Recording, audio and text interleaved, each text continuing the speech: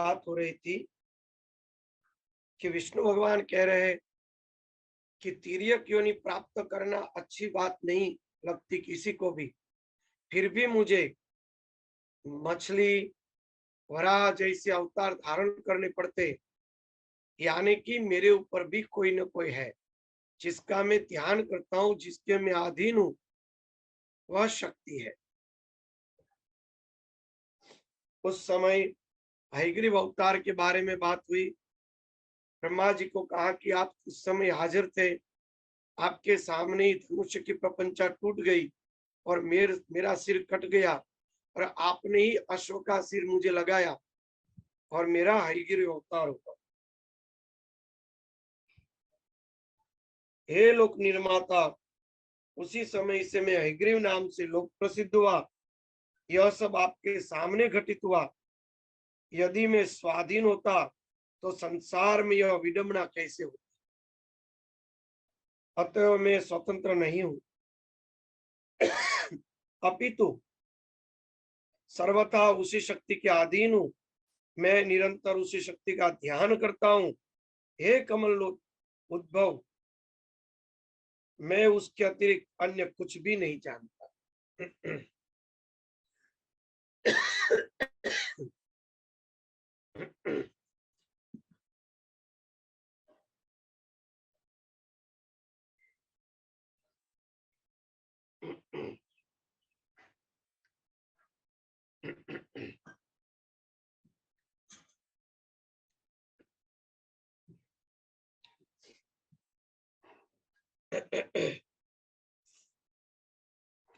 नारद जी ने कहा कि हे व्यास जी, भगवान विष्णु ने ब्रह्मा से इस प्रकार कहा, हे मुनि श्रेष्ठ, मेरे पिता ब्रह्मा ने वे सब बातें मुझे कही थी, अतः आप भी कल्याणकारी पुत्र प्राप्ति के उद्देश्य से सर्वदा संशय रहित होकर अपने हृदय कमल में देवी भगवती के चरणारविंद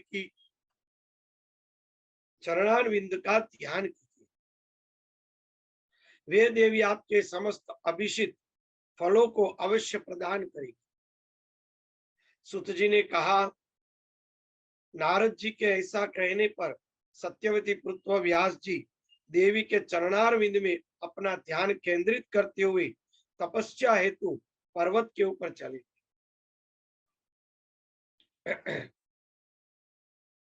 जिस व्यास जी ने ब्रह्म सूत्र की रचना यानी कि वेदांत की, जिन्होंने उपनिषद आदि रचे और वेदों के 4 भाग किए, तो वह व्यक्ति को एक देवी के चरणों का ध्यान करे, यह मन में कैसे उतरेगा। एक सोचने जैसी बात है। जितने उपनिषदों की स्थापना की कि ये व्यापक ब्रह्म ही हम स्वयं है, पूरे श्रीमद् भागवत में वही उन्होंने स्थापना की कि सर्वत्र विद्यमान जो देवी तत्व है वो स्वयं है। वो एक ही तत्व सर्वत्र विद्यमान है। वो हमारा गिनो तो हमारा, भगवान का गिनो तो भगवान का विवर्त स्वरूप है। तो ये जो है परमात्मा का ही सब स्वरूप है। तो ये सिद्धांत देने वाले, सभी भगवान को एक स्वरूप मानने वाले व्यास भगवान क्या एक विशिष्ट देवी के चरणों का ध्यान करेंगे? एक प्रश्न उठेगा ना, प्रश्न उठेगा कि व्यास जी, वही व्यास जी जिन्होंने शंकराचार्य जी का जो सिद्धांत था उसको प्रतिपादित करने के लिए प्रकट होकर कहा कि मैंने ही ब्रह्म सूत्र के मूल सिद्धांतों को स्थापित किया है। तो वो जो सबके आचार्य, वेदों के ज्ञाता, वह देवी का ध्यान करने लगे, यानी कि उन तत्व का ध्यान करने लगे जो स्वयं विष्णु भी ध्यान करते हैं। यह कहने का मतलब है, चाहे वो देवी हो तो भी भले, चाहे वो भगवान हो तो भी भले। पहले क्या कहा, विष्णु भगवान ने कहा कि मैं ऐसे तत्व का ध्यान करता हूं, जो मेरे से भी ऊपर है, यानी कि वो तत्व को देवी के रूप में संबोधा गया, यानी कि वो शुद्ध ब्रह्म है, जिसके अंदर से देवी भी प्रकट होती है, देव भी प्रकट होते हैं, ईश्वर भी प्रकट होते हैं और जीव भी प्रकट होता है। वो ही सब कुछ है, उसका ध्यान भगवान कर रहे हैं, विष्णु भी। इसलिए व्यास जी ने नारद जी के कहने से उसी तत्व का ध्यान किया। ये भी उसका अर्थ निकलता है।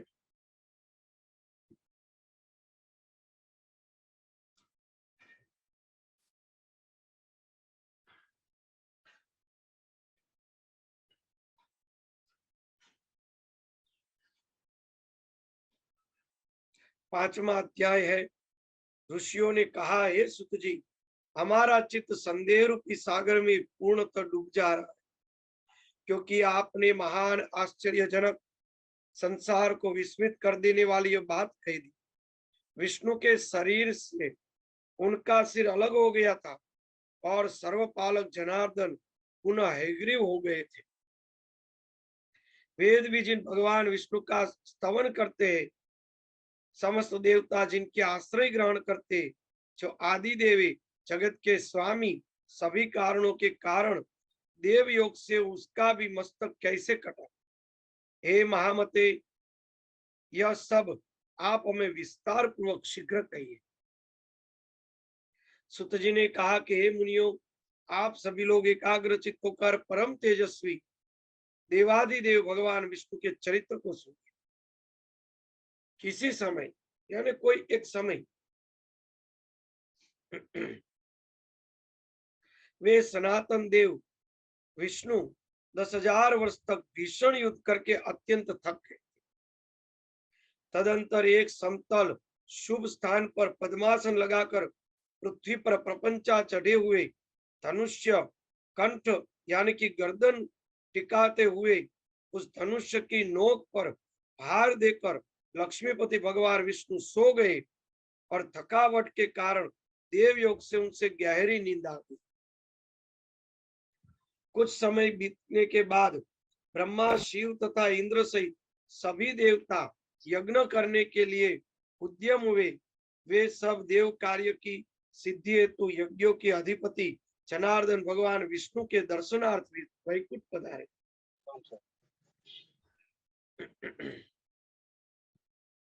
वॉल्यूम सभी बंद रखिएगा। हरिओम। उस समय उन्हें वहां न देखकर वे देवतागण ज्ञान दृष्टि से देख के वहां पहुंचे जहां भगवान विष्णु विराजमान। वहां उन्होंने सर्वव्यापी भगवान विष्णु को योग निद्रा के वशीभूत होकर तो अचेत पड़े हुए देखा। तब वे देवगण वहीं रुक गए। सभी देवताओं के वहां रुक जाने के बाद जगतपति विष्णु को निद्रा मग्न देखकर ब्रह्मा, रुद्र आदि प्रमुख देवता अत्यंत चिंतित हुए। तदंतर इंद्र ने देवताओं से कहा कि हे श्रेष्ठ देवगण, आप अब क्या किया जाए। हे श्रेष्ठ देवताओं, अब आप सभी यह विचार करें कि इसकी निद्रा किस प्रकार भंग की है।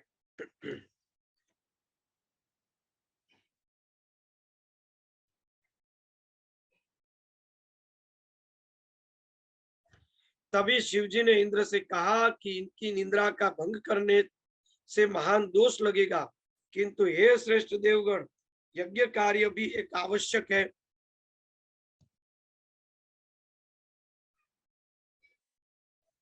इसके बाद परमेष्ठी ब्रह्मा ने पृथ्वी पर स्थित धनुष्य के अग्रभाग को खा जाने के लिए दिमक का सृजन किया। दिमक होती है ना, वहां पे प्रकट हुई। उन्होंने यह सोचा कि दिमक के द्वारा धनुष्य का अग्रभाग खा लिए जाने पर धनुष्य नीचा हो जाएगा, तब वे देवाधिदेव विष्णु निद्रा मुक्त हो जाएंगे। ऐसा होने पर निसंदेह देवताओं का संपूर्ण कार्य सिद्ध होगा। अतः सनातन ब्रह्मा ने दिमक को इस कार्य के लिए आदेश दे दिया। तब दिमक ने ब्रह्मा से कहा कि देवाधिदेव जगत गुरु लक्ष्मीपति भगवान विष्णु की निद्रा का भंग मैं कैसे करूं। क्योंकि नींद में बाधा डालना, कथा में विघ्न पैदा करना, पति पत्नी के बीच भेद उत्पन्न करना, माँ पुत्र के बीच वैर भाव पैदा करना, षड्यंत्र करना, वो ब्रह्म हत्या के समान है।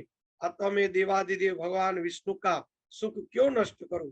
हे देव, उस धनुष्य का अग्रभाग खाने से मेरा क्या लाभ, जिसके लिए मैं ऐसा पाप करूं? स्वार्थ के वशीभूत होकर ही समस्त लोग पाप कार्य में प्रवृत्त होते, इसलिए मैं भी इसके कोई स्वार्थ सिद्धि होने पर ही इसका भक्षण करूंगा। ब्रह्मा जी ने कहा, सुनो, हम लोग यज्ञ में तुम्हारा भाग व्यवस्थित कर देंगे, इसलिए तुम अवलंबित भगवान विष्णु को जगाकर हम लोगों का कार्य सिद्ध कर दो। होम कार्य में आहुति प्रदान करते समय जो हव्य आसपास में गिर जाता है, उसी को अपना भाग समझना, और अब तुम शीघ्रता पूर्वक हमारा कार्य करो। सुत जी बोले, हे ऋषियों, ब्रह्मा जी के इस प्रकार कहने से तदंतर दीमक के धरातल पर स्थित धनुष्य अग्र को शीघ्र ही खा लिया, जिसके धनुष्य की डोरी मुक्त हो गई। प्रपंच के खुल जाने पर धनुष्य का वह ऊपरी कोना मुक्त हो गया। इस प्रकार एक भीषण ध्वनि पैदा हुई, जिससे वहां सभी देवगण भयभीत हुए। ब्रह्मांड क्षुब्ध हुआ, पृथ्वी में कंपन हुई, समुद्र उद्विग्न हुआ, जलचर व्याकुल हो गए, प्रचंड हवाएं प्रवाहित हुई, पर्वत कांप लगे, किसी दारुण आपदा के सूचन, उल्कापात आदि महान उपद्रव होने लगे, सूर्य तिरोहित हो गए तथा सभी दिशाएं अत्यंत वहीन हो गई, भयावह हो गई। यह सब देखकर देवता लोग चिंतित हो गए और सोचने लगे कि इस दुर्दीम ने अब क्या होगा। हे तपस्वियों, वे देवगण ऐसा सोच ही रहे थे कि कीटक कुंडल सहित, किरीट और कुंडल सहित देवादिदेव भगवान विष्णु का सिर वहीं पर कटकर गिर गया। कुछ समय पश्चात उस घोर अंधकार के शांत हो जाने पर ब्रह्मा और शंकर ने भगवान विष्णु को मस्तक विहीन विलक्षण शरीर देखा।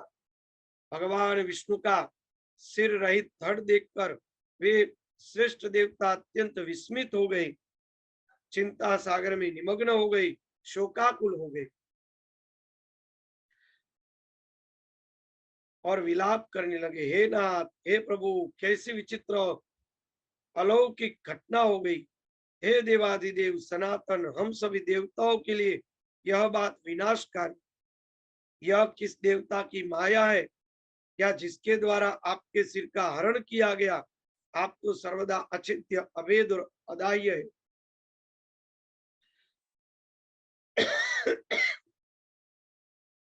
हे विभु, इस प्रकार आपके चले जाने पर हम देवता तो मृत्यु को प्राप्त हो जाएंगे। हम लोगों के प्रति आपका कैसा स्नेह था, हम लोग स्वार्थ के कारण ही रुदन कर रहे हैं। संकट की यह स्थिति न तो दैत्यों ने, न यक्षों ने, न राक्षसों ने पैदा की, अपितु हम देवताओं ने ही यह विघ्न उत्पन्न किया। तथापि हे रमापति, इसमें किसी का दोष समझना चाहिए। हम सभी देवता पराश्रित है। हम इस समय क्या करें और कहाँ जाए? हे देवेश, यह मूढ़ बुद्धि वाले देवताओं के लिए अब कहीं भी कोई शरण नहीं रही। यह कोई सात्विकी, राजसी, तामसी माया भी नहीं, जिसके द्वारा मायापति जगत गुरु का सिर कट गया हो। तब शिव सहित समस्त देवताओं को करुण क्रंदन करते हुए देखकर देवताओं में श्रेष्ठ देव गुरु बृहस्पति उन्हें सांत्वना देते हुए कहने लगे, हे महाभागो, अब इस प्रकार क्रंदन से क्या लाभ? इस समय तो विवेक का आश्रय लेकर कोई उपाय करना चाहिए। हे देवेंद्र, भाग्य एवं पुण्यार्थ दोनों ही समान श्रेणी के, फिर भी उपाय करना ही चाहिए और वह देव योग से ही सफल होता है। इंद्र ने कहा कि अनर्थकारी पुरुषार्थ को धिक्कार है। मैं तो देवताओं को श्रेष्ठतर मानता हूँ, क्योंकि हम देवताओं के देखते देखते विष्णु का सिर कट गया।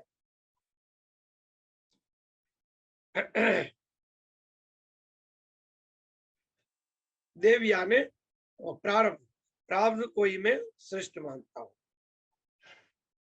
ब्रह्मा जी बोले, काल द्वारा जो भी शुभ अशुभ कर्म का फल निर्धारित है उसे अवश्य ही भोगना चाहिए। भाग्य का अतिक्रमण कौन कर सकता है? प्रत्येक वाणी काल क्रम के अनुसार सुख दुख भोगता ही है, इससे कोई संदेह नहीं। जिस प्रकार पूर्व काल में काल की प्रेरणा से शंकर ने मेरा मस्तक काट दिया, किसी प्रकार शाप के कारण शिव जी का लिंग कटकर गिर गया, और उसी प्रकार आज शिव जी का सिर लवण सागर में जाके गिरा है।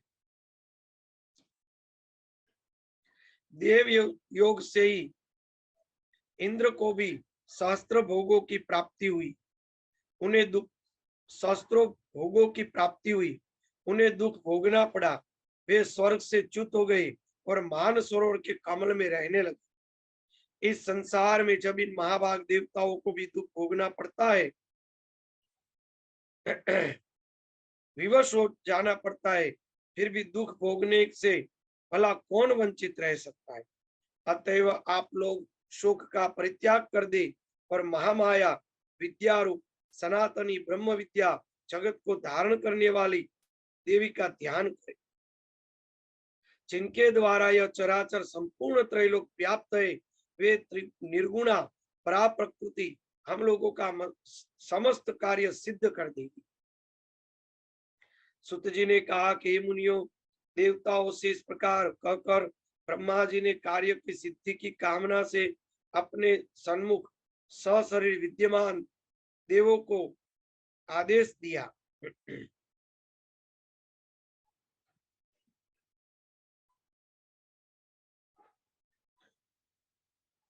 वेदों को आदेश दिया। ब्रह्मा ने कहा, आप लोग समस्त कार्य को सिद्ध करने वाली पराम्बा ब्रह्म विद्या सनातनी निगूढ़ अंगों वाली महामाया का स्तवन कीजिए। वेदों को कहा। उनका यह वचन सुनकर समस्त सुंदर अंगों वाले वेद जगत की आधार रूपा तथा ज्ञान गम्य उन महामाया की स्तुति करने, वेदों को आज्ञा दी, समाधि भाषा है। ये सोचने जैसा शब्द है। ब्रह्मा जी ने वेदों को आज्ञा दी स्तवन करने के लिए, ताकि ये ब्रह्ममयी महामाया प्रकट हो जाए।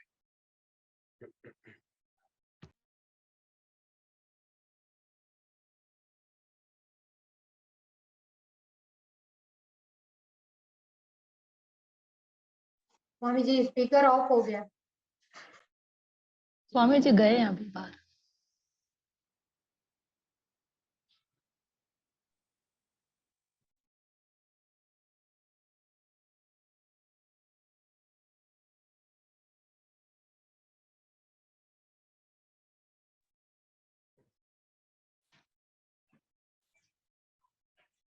तो वेदों को आज्ञा दी, हम उसके ऊपर थोड़ा चिंतन करें।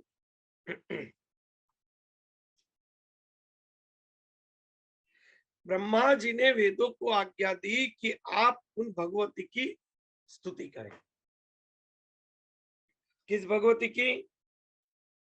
समस्त कार्यों को सिद्ध करने वाली पराम्बा ब्रह्म विद्या सनातनी और निर्गुण अंगों वाली, जो सनातनी है, जो ब्रह्म विद्या है, जो पराम्बा है।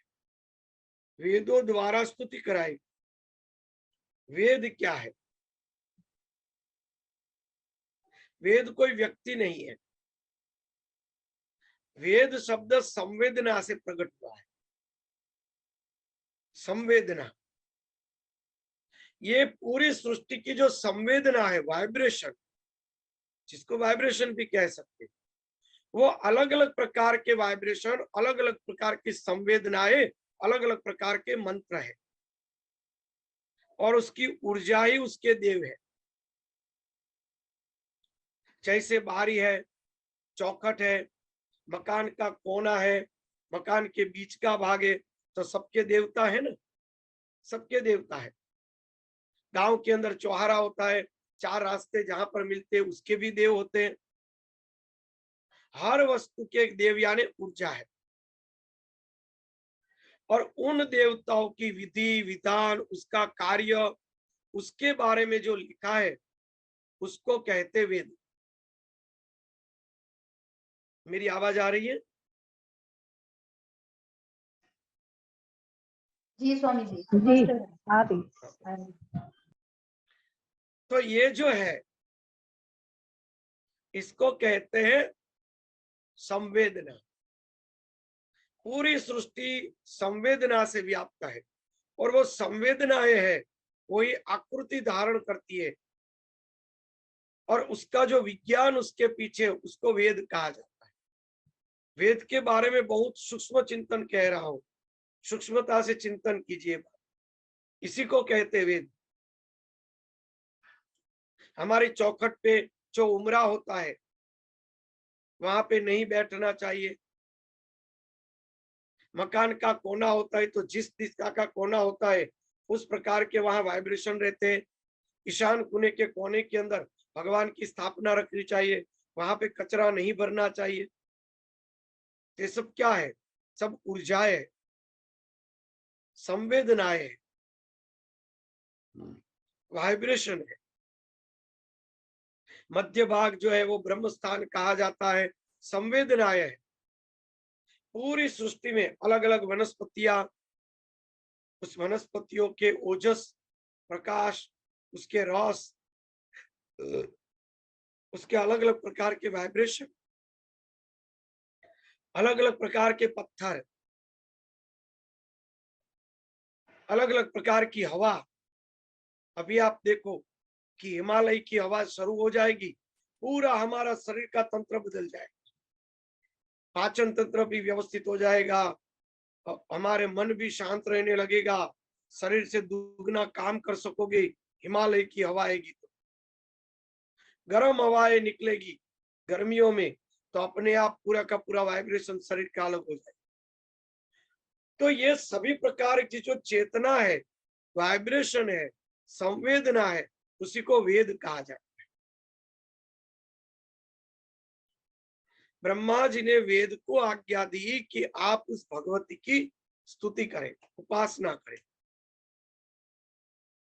यानी कि ब्रह्मा कौन है?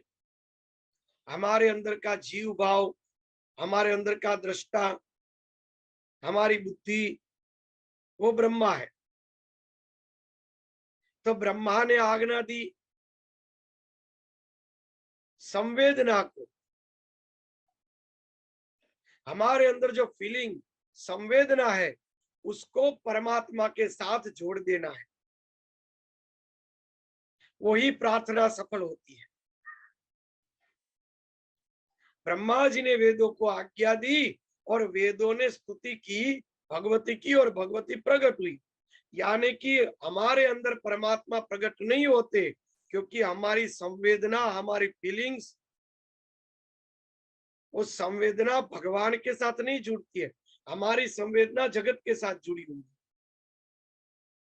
हमें अपनी संवेदना को आज्ञा देना है कि वो भगवान के साथ जुड़ जाए। यानी कि वेदों को ब्रह्मा ने आज्ञा दी कि तुम भगवती की स्तुति करो प्रकट करने के लिए। यही अर्थ हुआ ना इसका। हमें अपनी संवेदना को भगवान के साथ जोड़ना है।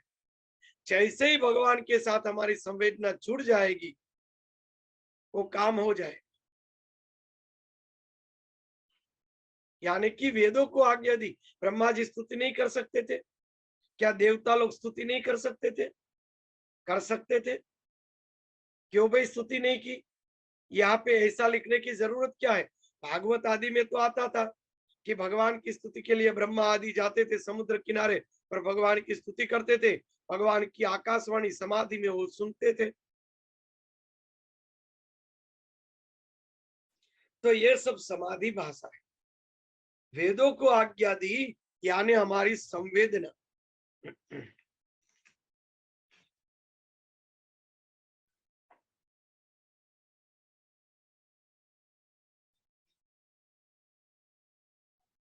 वेदों ने कहा कि हे देवी, हे महामाये, हे विश्वोत्पत्ति कारिणी, हे शिवे निर्गुणे सर्वभूतेशी शिव कामनार्थ प्रदायिनी, हे माता, आपको हम नमस्कार करते।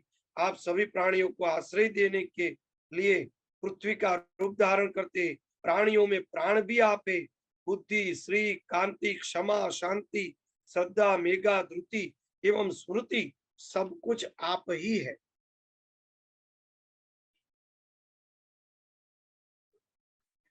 ओमकार में अर्धमात्रा के रूप में आप विराजिते।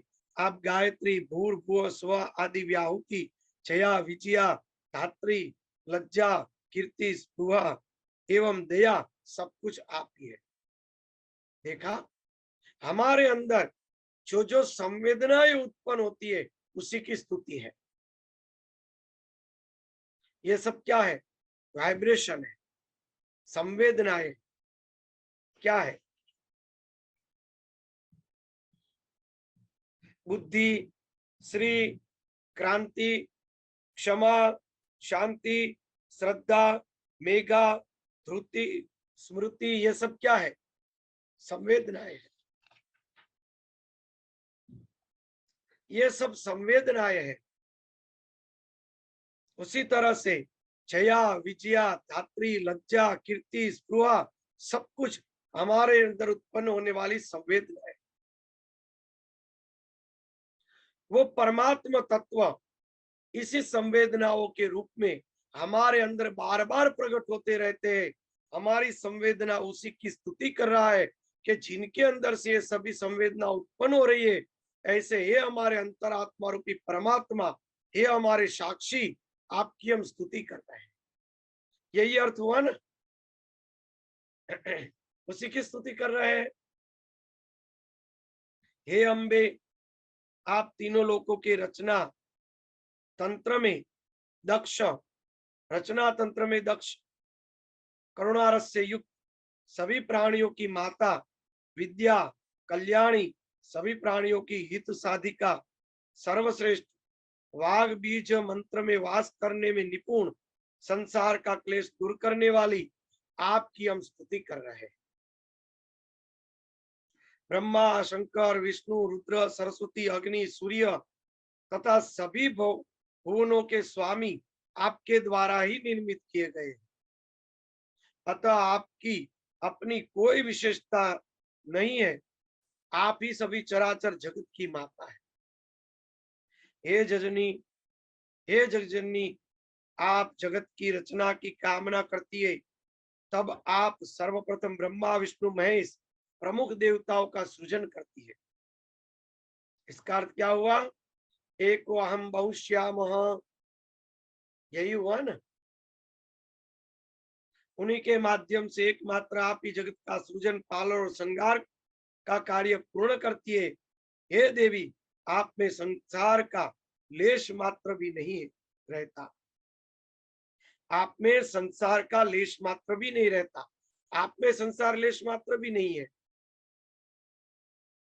आपकी प्रेरणा से संसार उत्पन्न होता है। आप में संसार लेश मात्र भी नहीं है।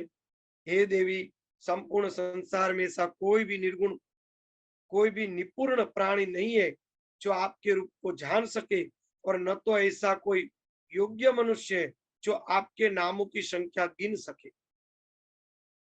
जो थोड़े से जलना संतरण करने में समर्थ हो,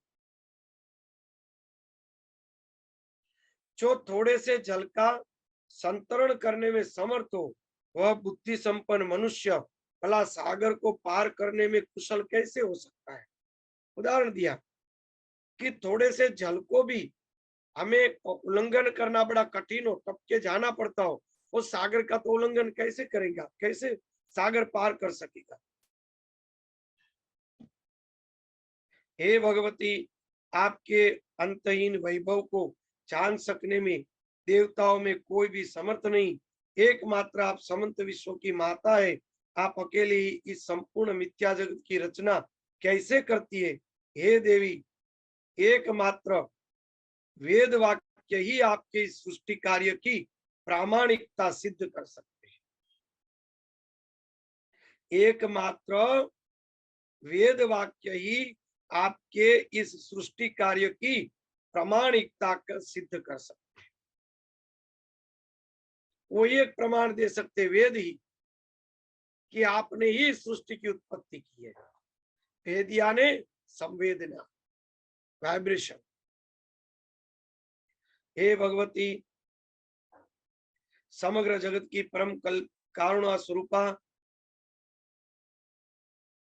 आप परम कारण स्वरूपा, कारण स्वरूपा होती हुई भी आप इच्छा रहित है। अहो, आपका अद्भुत चरित्र हमारे मन को विस्मित कर देता है। समस्त वेदों से भी अज्ञेय आपके गुणों एवं प्रभाव का वर्णन हम लोग भला किस प्रकार से कर सकते हैं, क्योंकि स्वयं आप भी अपने परम तत्व को नहीं जानते।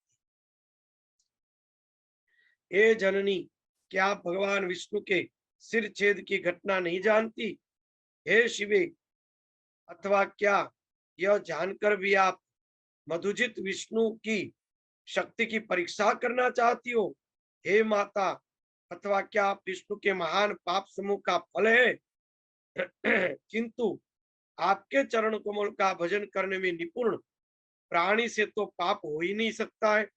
यानी कि विष्णु भगवान से कभी कोई पाप हो ही नहीं सकता है। पाप का तो परिणाम ही नहीं है। तो हे माता, आप इस देह समूह की भारी उपेक्षा क्यों कर रही हो? भगवान विष्णु के मस्तक कटने की घटना हमारे लिए अत्यंत आश्चर्यजनक, महान कष्टदायक बात है। हे माता, आप जननी रूपी दुख का नाश करने में कुशल। अब हम यह नहीं जान पा रहे कि विष्णु के सिर संयोजन में विलंब क्यों हो रहा है। हे देवी, सभी देवताओं के देवत्व भी हे देवी, सभी देवताओं के देवत्व अभिमान रूपी दोषों को अपने मन में समझकर आपने ऐसा किया है, अथवा देवजन्य कृत्य को विष्णु में स्थापित किया है, अथवा विष्णु को समग्र विजय करने का संगार अहंकार हो गया है। या तो विष्णु को समग्र विजय करने का अहंकार हो गया था, जिससे अतिशीघ्र दूर करने के लिए आपने लीला रची है। तो हे माता, हम आपके मनोभावों को समझने में पूर्णतया असमर्थ है। हे भगवती, आप युद्ध में पराभूत किए गए दैत्य ने किसी मनोहर तीर्थ में घोर तपस्या करके आपसे वरदान प्राप्त कर लिया है, जो विष्णु के सिर कटने का कारण बना हो।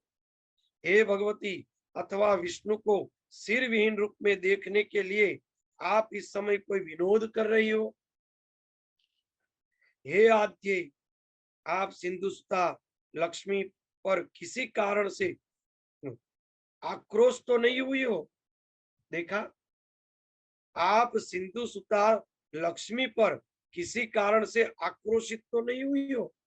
यानी कि लक्ष्मी उस पराशक्ति की बात नहीं, जिसमें से ब्रह्मा विष्णु महेश और जिसमें से काली लक्ष्मी सरस्वती उत्पन्न होती है, उन तत्व की यहाँ बात।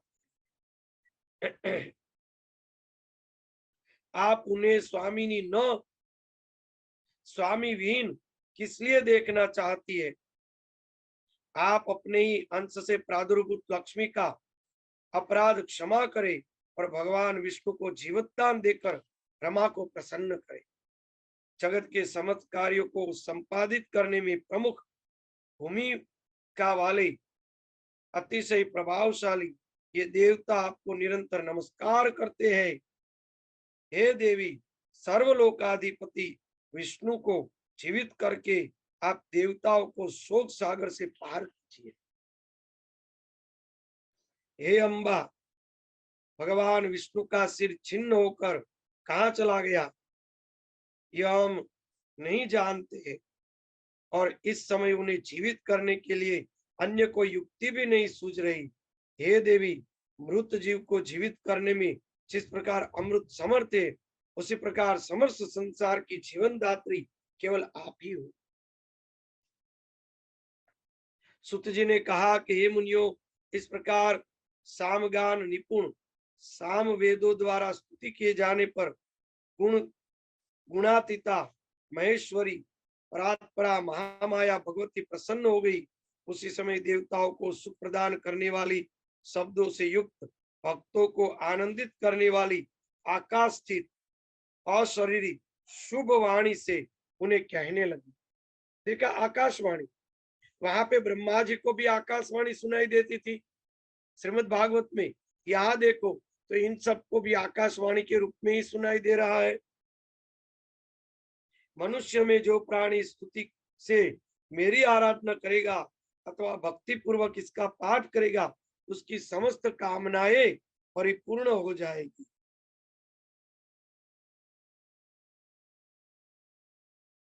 जो मनुष्य त्रिकाल मेरी स्तुति को नित्य भक्ति पूर्वक करेगा, सुनेगा, वह सभी दुखों से विमुक्त होकर परम सुखी हो जाएगा। वेदों द्वारा उच्चारित किए जाने के कारण यह स्तुति वेदों के समान ही जानी गई। हे देवो, अब आप विष्णु के सिर छेद का कारण सुनिए, क्योंकि श्लोक में बिना कारण कोई कार्य कैसे हो सकता है। एक बार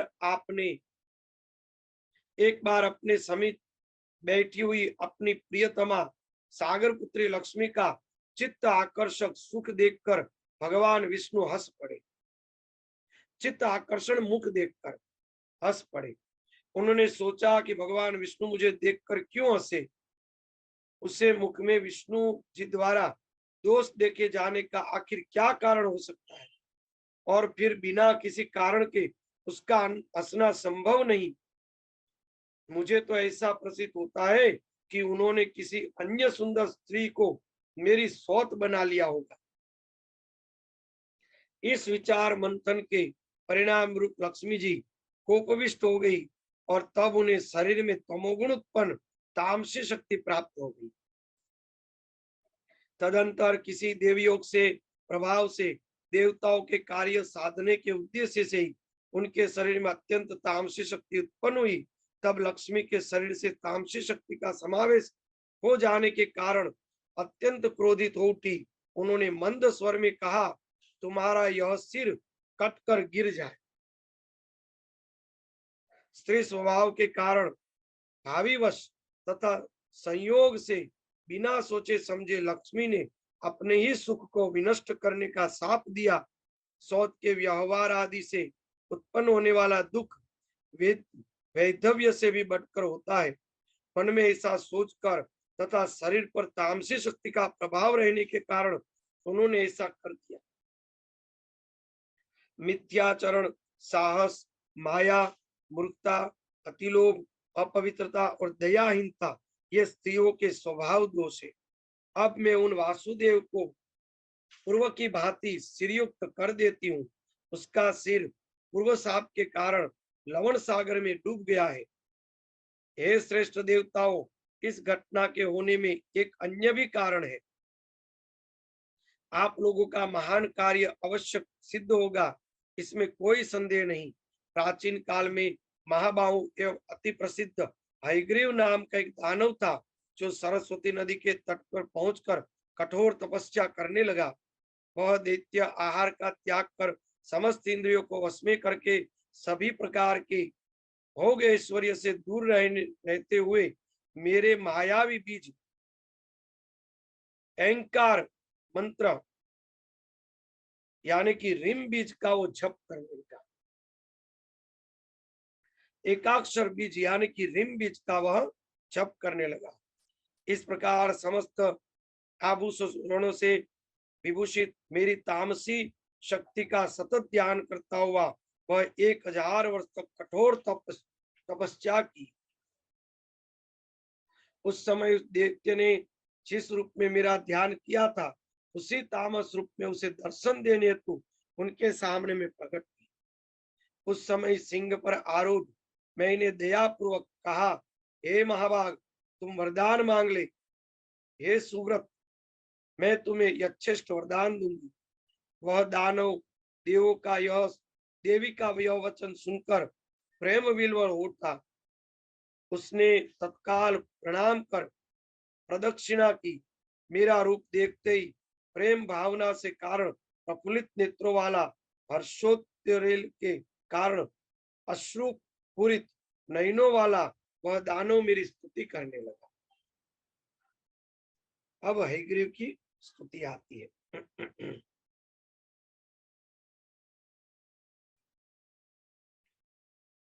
ते प्रसंग कर लेंगे।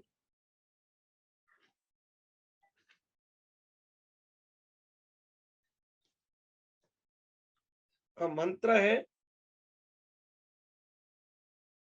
9:1 और 9:2।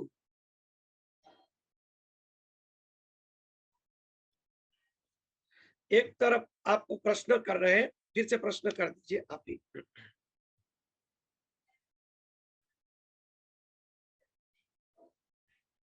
वेद को संवेदनाएं क्यों कहते हैं स्वामी जी? और वेद में अलग अलग प्रकार के प्रमाण और मंत्र भी कहे, मेरा वो भी आप। प्रश्न ये है स्वामी जी, मेरा प्रश्न है कि हम हर जगह ये पढ़ते हैं और आपने भी आज कहा कि वेदों को प्रमाण मानना चाहिए, इसमें लिखा हुआ है कि वेद प्रमाण है। पर यदि हम संवेदनाओं को वेद समझते हैं तो फिर संवेदनाएं प्रमाण है, इसको जरा सा स्पष्ट करिए कि हम तात्विक रूप में यदि देखें। देखो, वेदों में मंत्र और आज्ञाएं दी गई है, वेद प्रमाण है। तो हमसे कुछ भी अच्छा होता है, बुरा होता है, तो हमारे अंदर भी संवेदना तो प्रकट होती है, ये करो या न करो कहने वाली।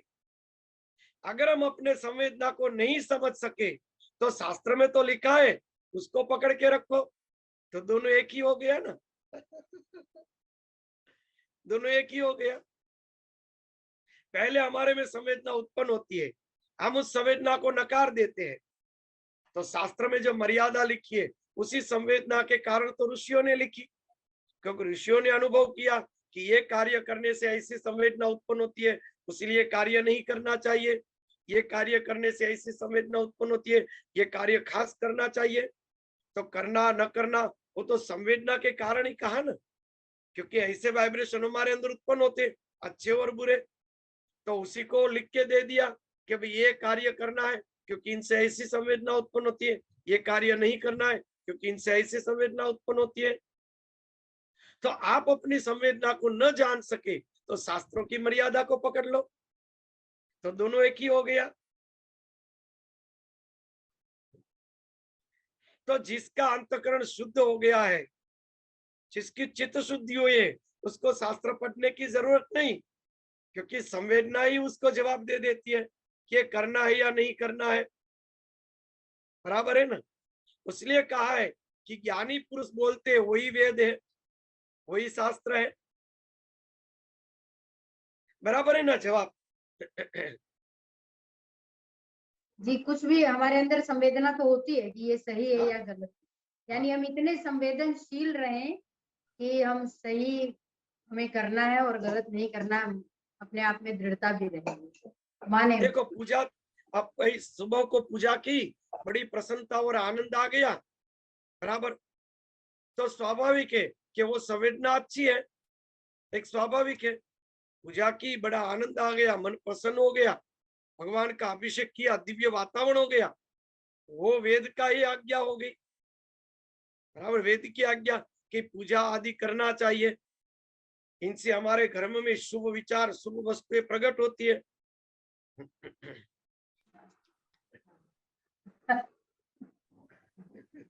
स्वामी जी, कई बार अभी पूजा से याद आया कि पूजा करके आनंद बहुत आता है, पर कई बार बहुत सारी क्रियाओं से मन घबराता है। बहुत सारी क्रियाएं जब करनी है, विधि, बहुत सारी विधियां होती है, तो मन घबराता है, तो उसमें क्या किया जाए? तो वो भी वेद में ही कहा है, क्योंकि वो घबराहट है, वही संवेदना है, घबराहट हो रही है। इसलिए स्वामी कहा जी, तो कि इसमें एक भी ही मेरा देव एक को सवाल है। पकड़ो। हाँ, मेरा भी इसमें तो बहुत हाँ, बार तो हम एक लोग ही अपनी देव को पकड़ो। संवेदना को भी सुनते नहीं है, तो क्या हम, क्योंकि पकड़ो, वो परिस्थिति ऐसी रहती है कि हम अपनी संवेदना को भी संभाल नहीं सकते और सुन नहीं सकते हैं, और सामने वाला तो समझने में वो है ही नहीं उसमें। तो हम क्या वेद का वो कर रहे हैं कि नहीं, हम ये गलत कर रहे हैं, फिर उसमें ऐसा आ जाता है। उल्लंघन कर रहे हैं। दीदी ये कहना चाहते हैं कि अनेक प्रकार की विधियों से मन घबराता है कि इसमें क्या करें। पहले मैं हाँ, उसका जवाब दे दूं, बराबर। कि अनेक प्रकार की विधियों से मन घबराया, यानी कि आप में वो संवेदना उत्पन्न हुई, तो इसका अर्थ है कि आपको ऐसे घबराने जैसी क्रिया नहीं करनी है। आप किसी एक विधि को जो आपका मन स्थिर करे और भगवान में जोड़ दे, उस प्रकार को आप पकड़ लो। वो संवेदना ही आपको जवाब दे ओ, रही है। आ गया आप इसमें चलते जवाब। चलते थक गए, आप चलते चलते थक गए, यानी थकान रूपी संवेदना ही आपको जवाब दे रही है कि भाई इतना चलना आपको अच्छी बात नहीं है। बराबर है? तो संवेदना ही जवाब देती है सब प्रकार का। हाँ दीदी, आप क्या कह रहे थे बीना दीदी? तो बस इसी में जवाब आ गया कि अगर मैं परिस्थिति को नहीं संभाल सक रही हूँ तो मुझे एक पर टिक के मेरी संवेदना जो मुझे समझा रही है मुझे उसी से काम करना है। और हाँ जो मैं नहीं कर पा रही हूँ, जो संवेदना सब नहीं समझ सकते हैं, उसको मुझे छोड़ देना है। हाँ, पर बराबर। बुद्धि का काम नहीं, संवेदना का यहाँ काम होना चाहिए। बुद्धि और संवेदना, जी। इसमें राग और द्वेष से नहीं छोड़ना है, न राग न द्वेष। तो वो राग द्वेष विहीन है, कैसे पता चलेगा? तो वहां पे शास्त्रों का मत ले लो। शास्त्रों का मत ले लेंगे तो ऋषियों ने राग द्वेष को छोड़ के संवेदना का अनुभव के लिखा है, वो जवाब मिल जाएगा। बराबर है ना? वो जवाब मिल जाएगा।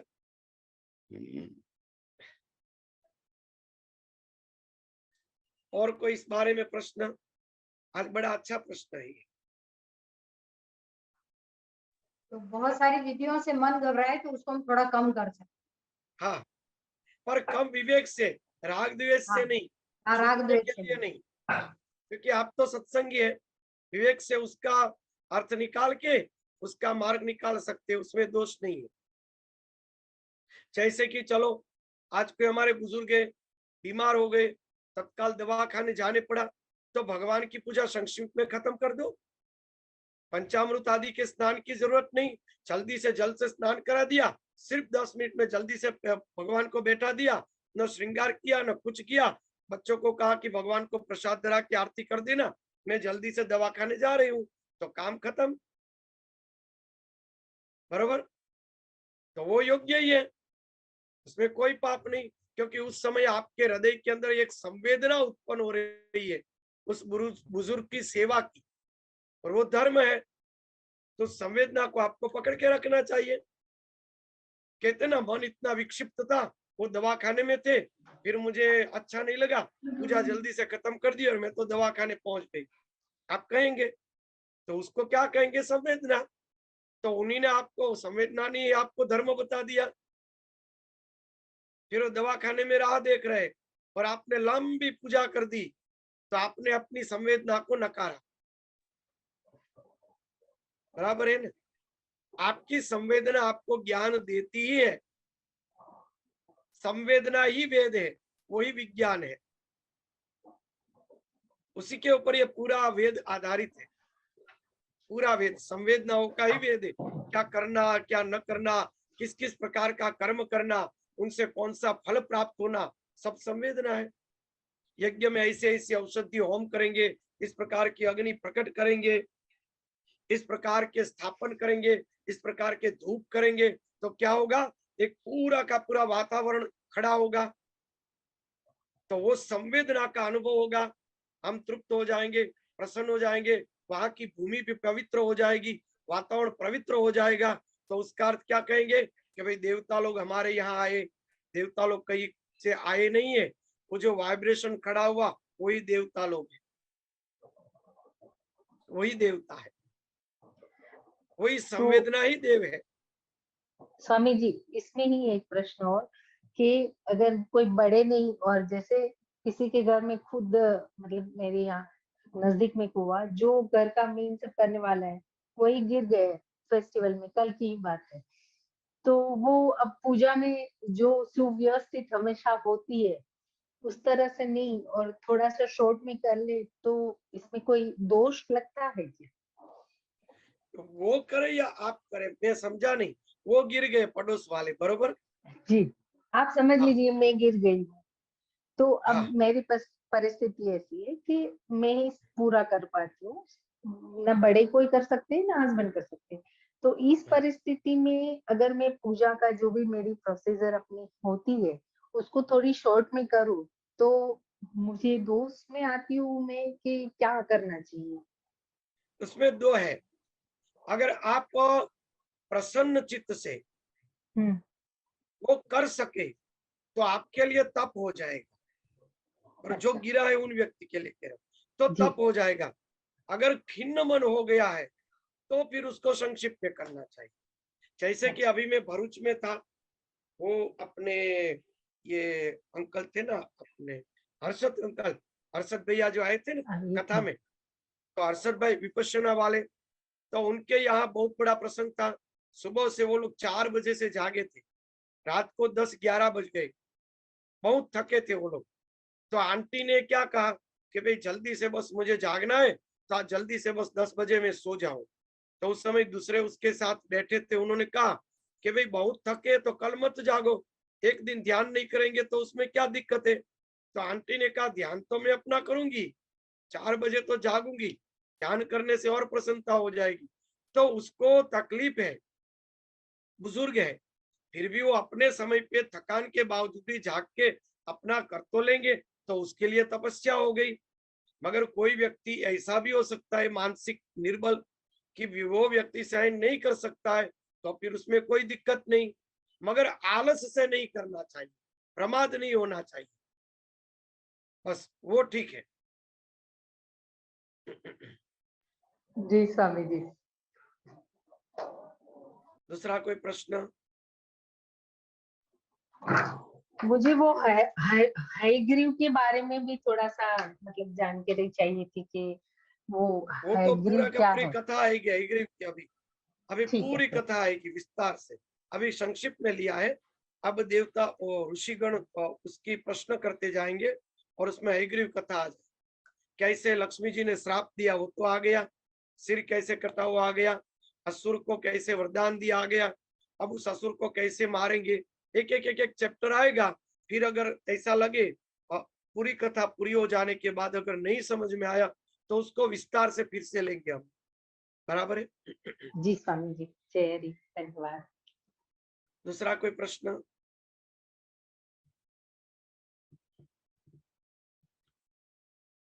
ये संवेदना है, वही वेद है, वही रुचाए है, वही मंत्र है, जो मंत्र हमें नित्य समझाता रहता है, वही मंत्र है। हमें भूख लगती है, अच्छे अच्छे ज्ञानी व्यक्ति भी व्याकुल हो जाते हैं, इसलिए वेदों के अंदर लिखा है कि अन्न ब्रह्म है, अन्न एक श्रेष्ठ उपासना है, क्योंकि वो सबके अंदर भूख प्रकट हो रही है। हम वैश्वानरो भूत्वा प्राणी नाम देह आश्रित, तो ये सब संवेदना नहीं तो क्या है, वही मंत्र के रूप में अभिव्यक्त हुआ सब कुछ, संवेदना ही मंत्र के रूप में अभिव्यक्त हुई, बराबर है ना, वही है सब। चलो, कोई प्रश्न न हो तो पूरा करते हैं, प्रश्न हो तो कह सकते हैं। चलो, हरिओम। जी प्रणाम स्वामी जी। प्रणाम। राधे राधे स्वामी जी। हाँ। बहुत स्वामी जी, हरे कृष्णा स्वामी जी, हरे कृष्णा।